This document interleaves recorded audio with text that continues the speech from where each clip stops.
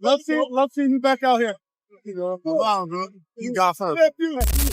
The folks glued to the football grind, listen up. Shedeur Sanders is straight up a baller. And for all the Shedeur Sanders haters out there, brace yourselves. He's still pulling off feats that very few quarterbacks in NFL history can touch. I know y'all hate to hear it. Y'all just want me to step in here and say, this guy's overrated, right? And make no mistake, I'm showing y'all exactly what the public thinks about Shedeur, straight from the source. This random Twitter user said Shedeur Sanders is clearly out of his depth, too busy showing off, aiming for the spotlight, and his football IQ isn't high enough for the NFL. So if you're wondering why Shedeur has such die-hard fans, why so many people ride with him, why the loud voices in the media won't shut up about him, it's because this is the real sentiment. People were just waiting for a reason to call Shedeur a low-IQ showboater, to dismiss him. But here's the twist. Shedeur's actually doing the opposite. He's been backing his struggling coach. And whether you buy into the conspiracy theories or not, the guy is on record as a poor football strategist, a subpar offensive mind. And Shedeur, he's got his coach's back. He's defending Jerry Jeudy. This is the same character type that might throw teammates under the bus and act immature. But Shedeur keeps delivering thoughtful answers to the media, just like this. That's gonna happen. Like it's gonna happen, so like it is what it is. I'm not one to, ever kick somebody down when he's down. Like he understands that's a big play, and I'm sure he's hard on himself, so it's no need for me to be extra and do that. So check this out. Same Jerry Jeudy, the one who threw that interception that should have been a touchdown right into a defender's hands. And what does Shedeur do? He steps up and says, yo, I'm not even mad at him. I saw Jerry Jeudy yelling at me on the sideline like I was some rookie, but it's all good. He actually props up his teammates, saying, I think he's going to bounce back just fine. But wait, there's more. In another scenario, Shedeur Sanders was handed the wrong wristband and the wrong plays on his card. Does he throw a fit? Does he make excuses? Nah. Something happened with your wristband after the first two drives? Oh, no, the card just fell out. Yeah, it just fell out on the sideline. Yeah, that was it. So let me break it down for all the Shedeur Sanders haters out there. The folks calling him low IQ, saying all he does is showboat. The same players getting dragged by fans. Kevin Sansky, who's been getting called out rightfully, and Jerry Jeudy, who's been handing interceptions with Joe Burrow. Shedeur defended both of them. Yet somehow, people are obsessed with keeping Shedeur humble, making sure he doesn't get too much shine. But here's the thing. You cannot take away the numbers. You can't erase the fact that he's doing something only Tom Brady did in his first 3 starts. You can't ignore that rookie QBs are hitting 350 passing yards, 3 passing TDs, and a rushing TD? That's Joe Burrow and Shedeur Sanders. Sorry y'all wish it weren't true, but stats don't lie. So now, let's see what Mike Florio has to say about all this. Things that you look at and say, all right, we got something we can work with here. So the question is, after the season, what are the options? How do they proceed?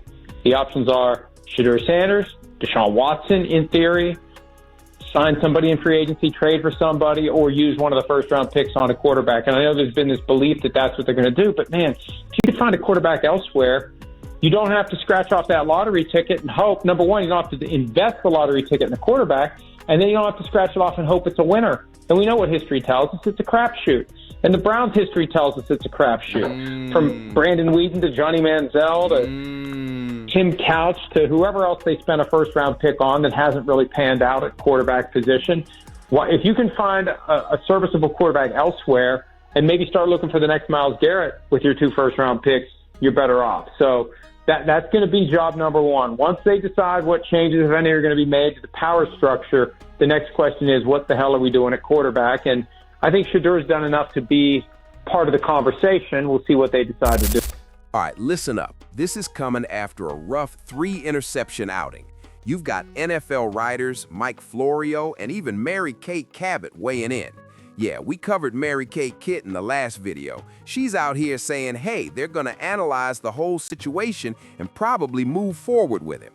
So while the Shedeur haters are out here doing victory laps, the NFL analysts are saying it's likely not a big deal. Browns fans are echoing the same sentiment, and Mary Kay Kitt, the Browns propagandist, is hinting they'll probably stick with Shedeur Sanders. Makes you think there's clearly more going on beneath the surface of his performance. And then you hear takes like this from the Bears fans, right? It's not his fault he has to work for the fucking Cleveland Browns. I like it personally. Fuck the Browns, but no hate on Shedeur. I like the guy. I have nothing against him. I hope he does well in the NFL. And I honestly hope he proves people wrong. All right, listen up, y'all. For all the Shedeur Sanders haters out there, I gotta give a little love to people like this guy. I want y'all to know I'm right there with this perspective. I'm not a Bears fan, I rep the Texans, but man, some of the stuff people say about Shedeur is just nasty. So if I can be the one to shine a little positivity, I will. Negativity is everywhere. If it bleeds, it leads. And yeah, they're running it up right now. I told y'all months ago I could make a Shedeur sucks account and rake in money super easy. I could Jason Whitlock this whole thing and give up my sense of humanity just to roast quarterbacks with fans. But nah, I'm not doing that. Today, I want to highlight the good stuff he's actually doing. Before we dive, let's look at some stats and facts. Y'all know me, I don't play. Just to be clear, this isn't some fan-made nonsense. Look at Peyton Manning, NFL royalty, famous football dad, whatever you call it. 0 for 4, 3 touchdowns, 11 interceptions, and a 52.1 passer rating in his first 4 starts. Shedeur Sanders haters are historically illiterate, y'all. Big argument right there. And just so you know, I've been saying this all along. Dillon Gabriel doesn't deserve the hate. Kevin Stefanski, bad. Offensive line, injured, struggling. When Dillon was starting, I said Shedeur shouldn't be out there because the line is weak. And Browns fans were tripping, saying, no, the offensive line isn't injured. Really? Oh man, check Quinshawn Junkins' stats before you even touch Shedeur's. My point, rookies in bad situations, their first few starts rarely look clean.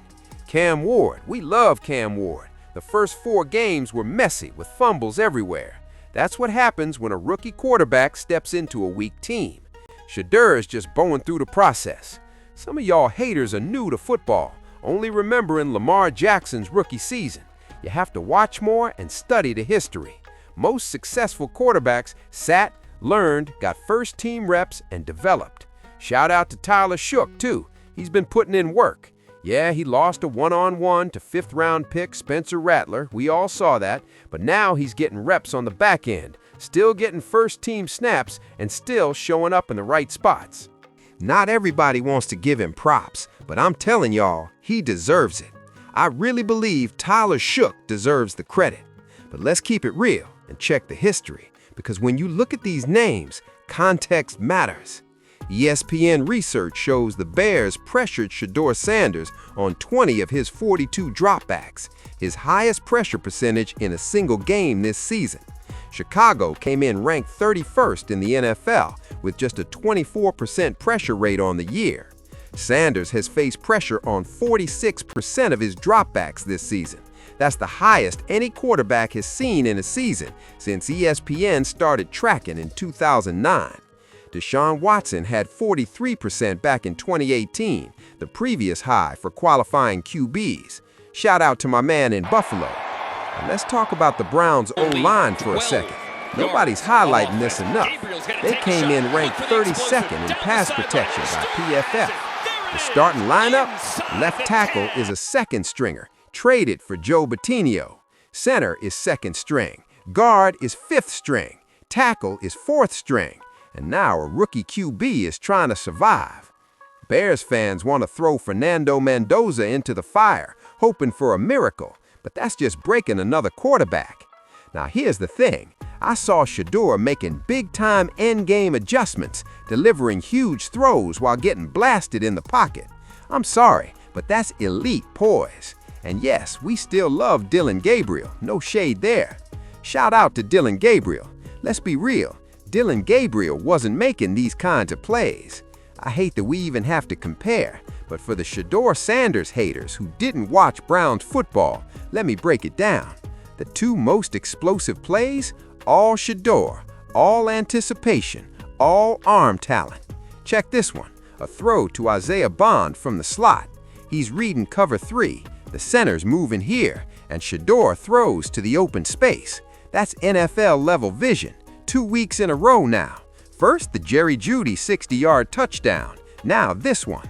Watch closely. He's not just throwing to open guys. He's creating the opening, reading the hole in the defense, and delivering. That is next-level quarterbacking. Look, I never said Shedeur Sanders is the GOAT or the next Tom Brady just yet, but here's the reality. No other rookie quarterback for the Browns has done what he's done. Only Joe Burrow and Tom Brady have matched these kinds of stats early on. Facts don't lie. Even in a rough game where people were calling Shedeur bad, he still led the team in explosive plays and rushing yards. Oh, and y'all better not clown Quinshawn Junkins, because if you do, you're admitting the offensive line is trash. You see how that works? Context matters. People who actually watch the games closely, including Browns players themselves, see the positives, and it's time everyone else acknowledges it.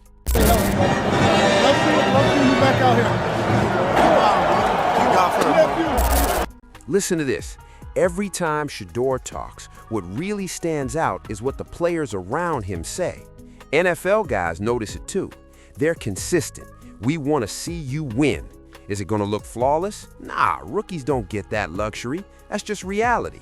Evaluating a quarterback is about upside, about the ceiling. The guy using his legs to extend plays, staying in the pocket for throws like this, that's next level grit. Hold up, I have to break this down. 3 Mississippi, 1 Mississippi, 2 Mississippi, 3 Mississippi. He's deciding to throw. Only 1 or 2 guys are really open, with defenders closing fast. He's at the top of his drop, pressure coming in, and he's thinking, I have to get it out now. Harold Fahn isn't even fully set. He's throwing over 2 defenders with barely any space. This would be a sack for half the NFL. What does Shedeur do? He plants his feet, stands tall, and faces down the rush. Andrew coming straight at him. He steps back, resets, and still delivers. This is what the people who actually watch football see. Shedeur Sanders isn't just playing, he's competing.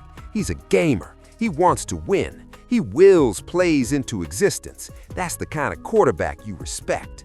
Listen up, it's not always about looking good on the stat sheet, right? It's about those intangibles, the stuff that doesn't show up in numbers. How do you lift your team? How do you make those plays when the moment calls for it?